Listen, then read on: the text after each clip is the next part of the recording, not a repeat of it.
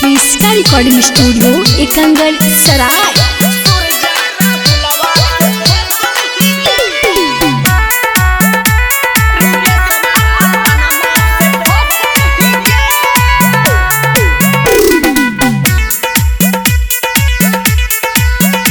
Presented by जिसका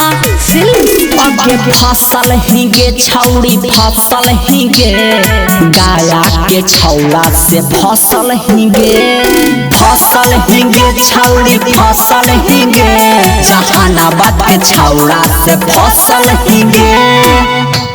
हिगे छौड़ी फसल हिगे घोसी के छौड़ा से फसल हिगे सबका तू दिलवा में फसल हिगे एकंगर के छौड़ा से फसल हिगे छौड़ी फसल हिगे सुरजा राहुलवा से फसल हिगे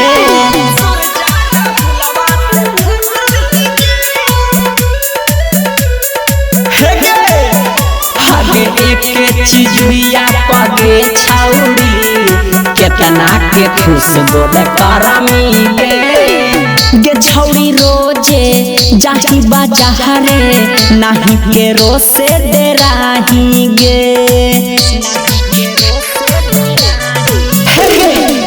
पूछो जे कोई ता बोला ही बढ़ के नाही के रोसे ला जाही गे घसल हिगे छौड़ी घसल हिगे भीतर पूरा घसल हिगे जहानाबाद के लइकन के चासल हिगे चीरी के छौड़ा से फसल हिगे सबका नजरिया में बसल हिगे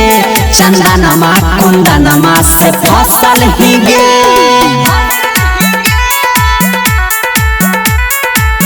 क्रिस्टा रिकॉर्डिंग स्टूडियो एकंगर सराय। सब धन नहीं हरबे में करही बेकार काले के जाइबी अपन ससुरार राजा रौसनामा डीजे कुंदनमा देखा हो सब तोरा लीला गे आगे एकदम आती कैले ही गे एको गो नाही बचला हे कौ ढंग देनी सब जिला गे नसल हिगे छौड़ी नसल हिगे तू लड़ी कइने से नसल हिगे चलही तू खैले खासल हिगे तेलहाड़ा के छौड़न के नासल हिगे फसल हिगे छौड़ी फसल हिगे विदेशवा बलवनमा से फसल हिगे। क्रिस्टा रिकॉर्डिंग स्टूडियो एकंगर सराय।